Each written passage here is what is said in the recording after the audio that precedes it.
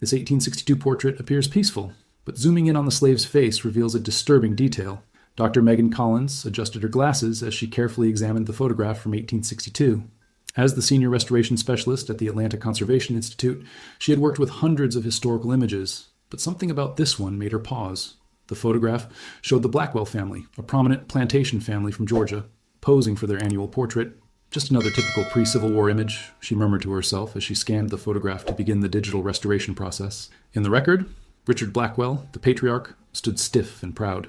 His wife Victoria sat in an ornate chair, hands folded neatly in her lap. Their 4 children, 2 boys and 2 girls, were arranged around them, all dressed in their finest clothing with solemn expressions, appropriate to the photographic customs of the era. In the background, almost imperceptible, a black man dressed as a house servant carried a tray of food. The photograph had been donated to the Institute as part of a collection of Civil War-era memorabilia from a recently deceased collector. According to the accompanying documentation, it had been acquired at an estate sale in the 1950s and had never been properly restored or examined by experts. In her laboratory at the Institute, Megan used specialized software to enlarge and enhance the image quality. While working on restoring water damage in the lower section, something caught her attention. She zoomed in on the face of the servant in the background. Wait a minute. Unlike the neutral or solemn expressions typical of 19th century photography, especially from enslaved people who rarely appeared in family portraits, the man had a subtle, almost imperceptible smile on his lips. It was discreet, contained, but unmistakably a smile. Megan frowned. In her 15 years of experience restoring historical photographs, she had never seen such an expression in a similar context.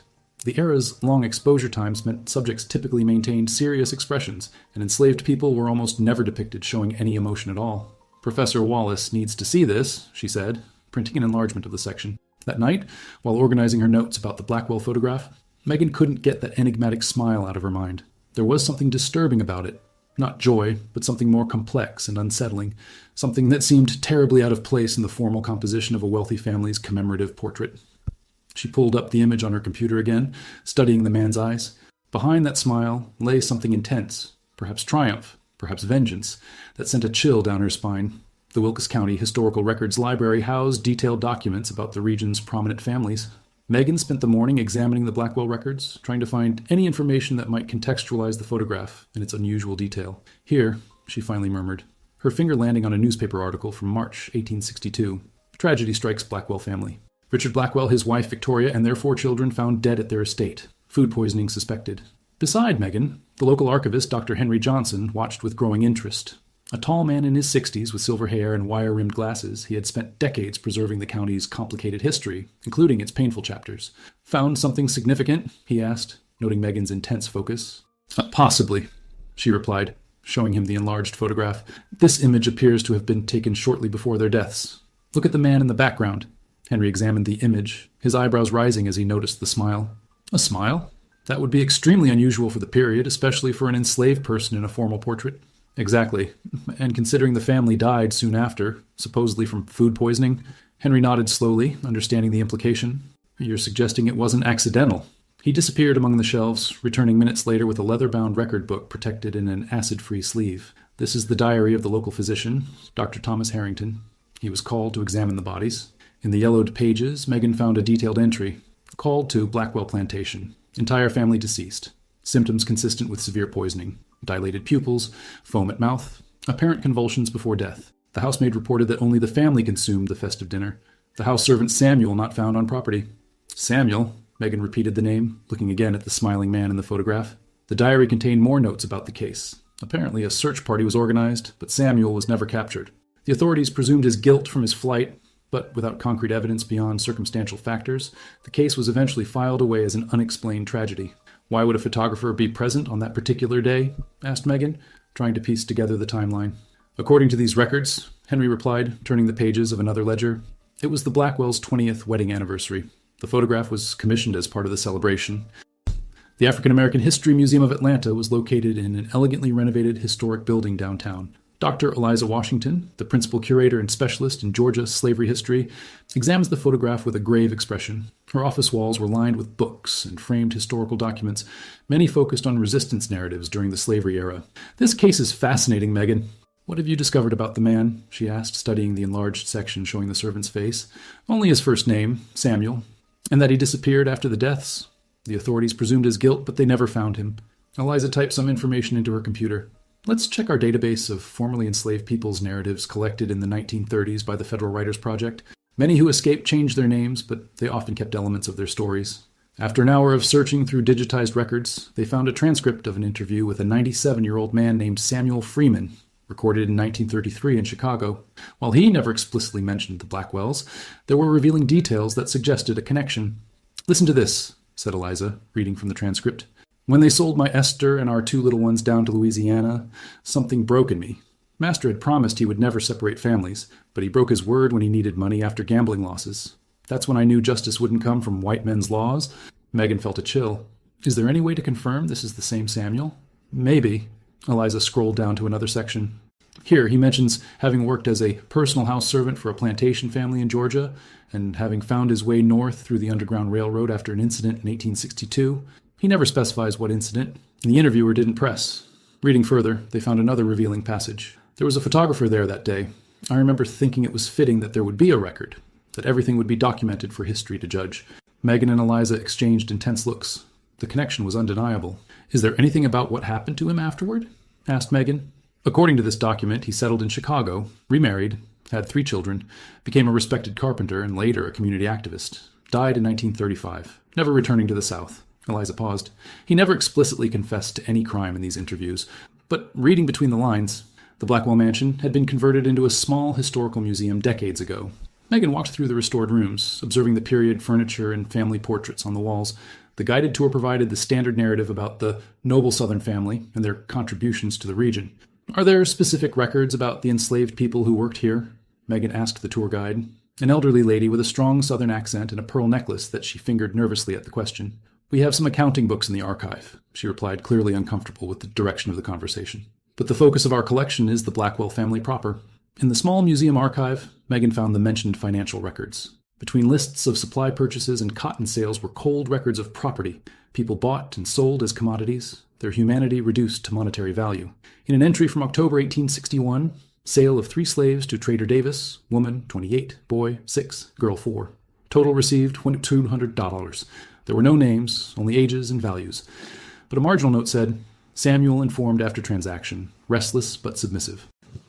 In earlier records, Megan found references to Samuel and Esther, breeding pair acquired in 1855, and later the birth of 2 children, a boy in 1856 and a girl in 1858. A December 1861 entry was particularly revealing. Samuel exhibiting concerning behavior, found reading newspaper in kitchen, punishment administered, to be kept under observation. And then, in February 1862, just weeks before the tragedy, Samuel appears to have accepted his station again, exemplary behavior, particularly attentive to family meal preparation. Megan felt a chill run down her spine as she connected this entry with what she already knew about the family's demise. In another section, she found a mention of the planned celebration. Photographer Wilson hired for family portrait on wedding anniversary, March 1862. Special dinner to follow, Samuel to prepare and serve favorite dishes. The pieces were coming together, forming a picture as clear and disturbing as the photograph itself. A man who had lost everything, methodically planning his revenge against those who had destroyed his family. Professor Wallace, a historical toxicologist at the University of Georgia, carefully analyzed the descriptions of symptoms recorded by Dr. Harrington in his examination of the Blackwell family. Based on these accounts, we're likely dealing with a toxic plant. The dilated pupils, spasms, and rapid death suggest a powerful alkaloid compound, possibly belladonna, henbane, or jimsonweed, all plants that grew in the United States at that time and contain powerful anticholinergic compounds. Would these have been easily accessible? Asked Megan, taking notes. Absolutely. Knowledge about medicinal and toxic plants was commonplace in the 19th century. Many enslaved people brought extensive botanical knowledge with them from Africa. Additionally, they were often responsible for tending the medicinal gardens on plantations. The irony is that many plantation owners relied on enslaved people for health care and medical knowledge. Wallace opened an antique botany book from his collection. Here's something interesting. Jimsonweed, or apple of Peru, was known among enslaved communities as the rebellious slave's herb, as there were documented cases of its use to poison plantation owners. It grew wild throughout the South. Dusgipus. And would it be difficult to detect in food? If prepared properly, the extract could be relatively discreet, especially in heavily spiced foods common in Southern cuisine. The initial symptoms would resemble alcohol intoxication or common illness. By the time more severe symptoms appeared, it would be too late. Megan considered this information. How long would it take to act? With a sufficient dose, symptoms would appear within an hour, death within a few hours. It would be quick, but not instantaneous. The victims would experience confusion, hallucinations, rapid heartbeat, and eventually respiratory failure. This explained the interval between the celebratory dinner, where the photograph was taken, and the deaths discovered later that night.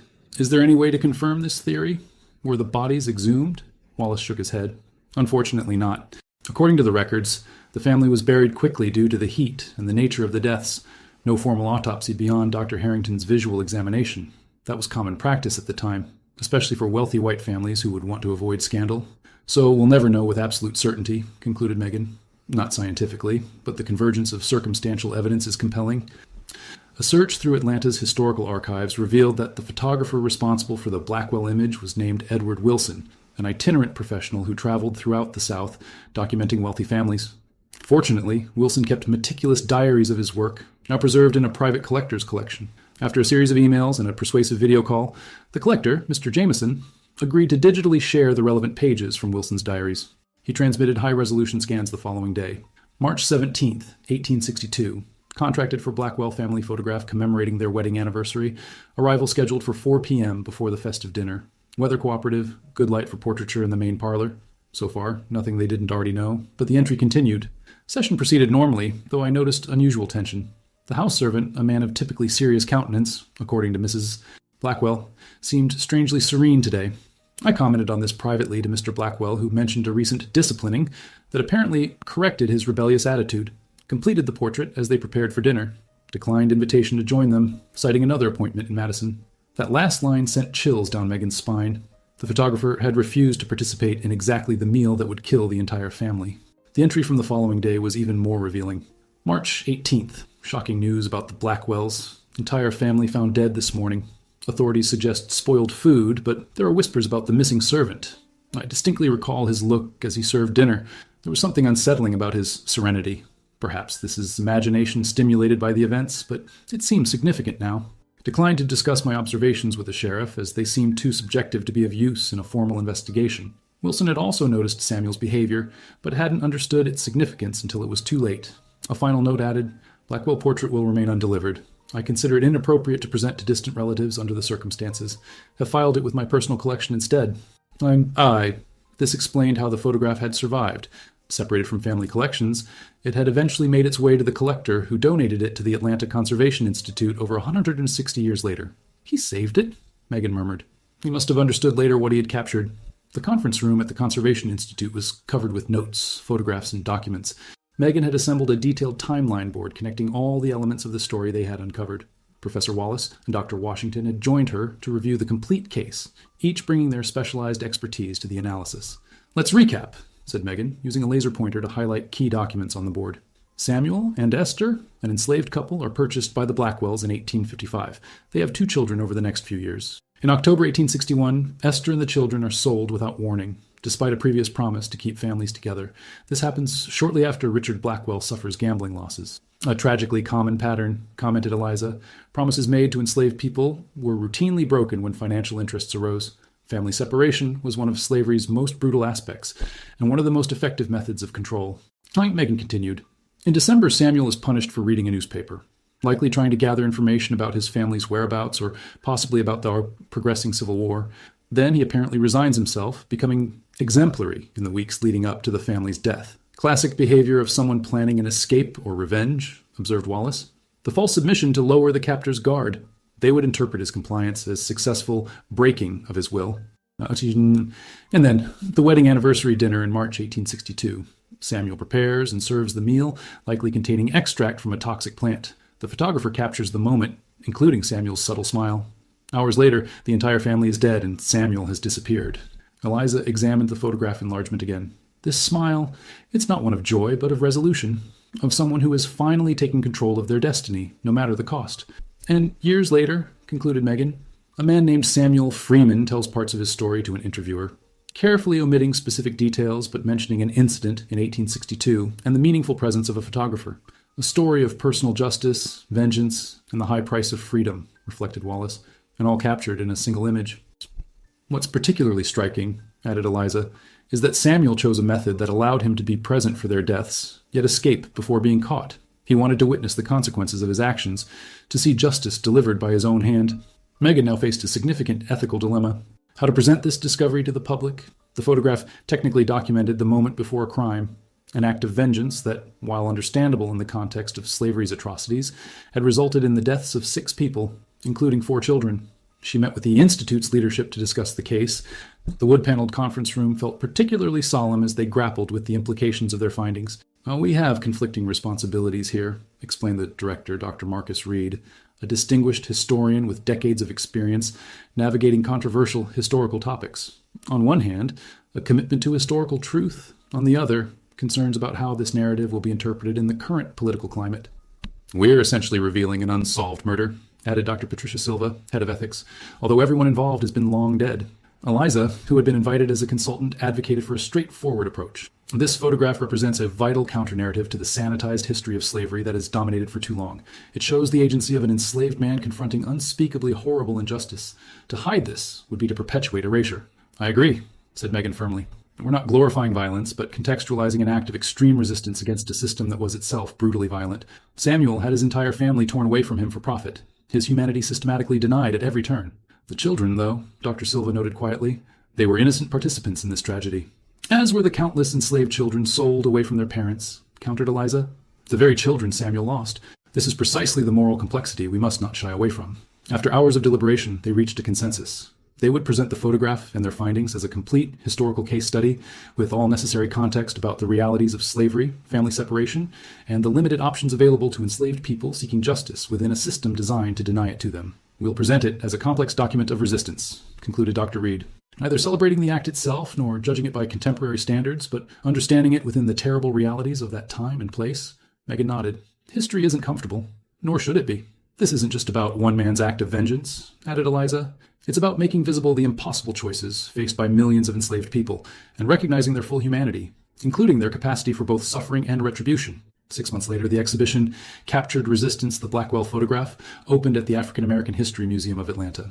The main gallery featured an enlarged, restored version of the photograph, with special lighting highlighting Samuel in the background, his subtle smile now clearly visible to visitors. Around the central image, carefully designed panels meticulously detailed every aspect of the story: the Blackwell family records, the sale of Esther and her children, excerpts from the photographer's diary, and information about Samuel Freeman's later life in Chicago. A special section explained the realities of enslaved families being separated, with statistics and other documented stories showing how common this practice was throughout the South. In the corner, a glass case displayed period botanical books open to pages describing the toxic plants that Samuel likely used, alongside information about the medical and botanical knowledge held by enslaved communities.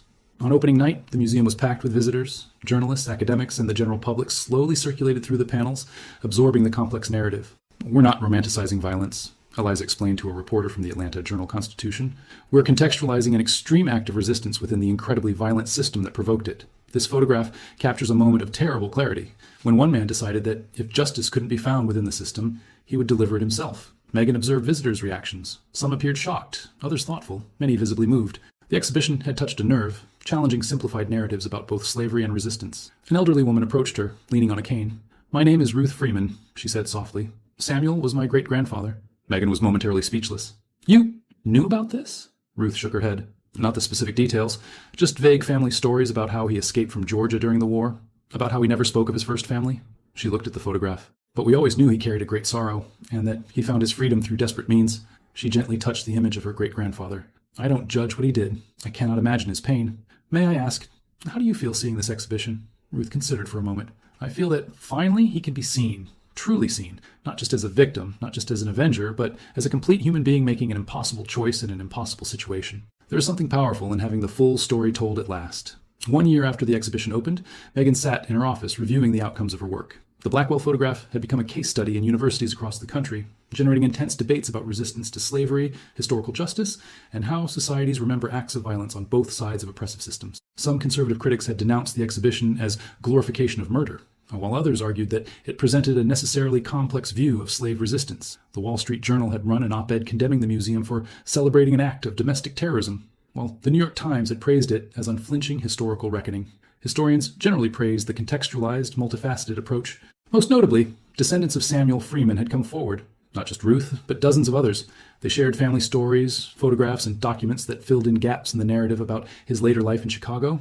It was discovered that Samuel had become an active member of Chicago's black community, an advocate for education for black children, and eventually a participant in the nascent civil rights struggle. He never spoke about his life as an enslaved person, but kept a locked box containing a small locket that, according to family lore, had belonged to Esther. On Megan's desk was a copy of a recently published article in the Journal of American History, analyzing the case.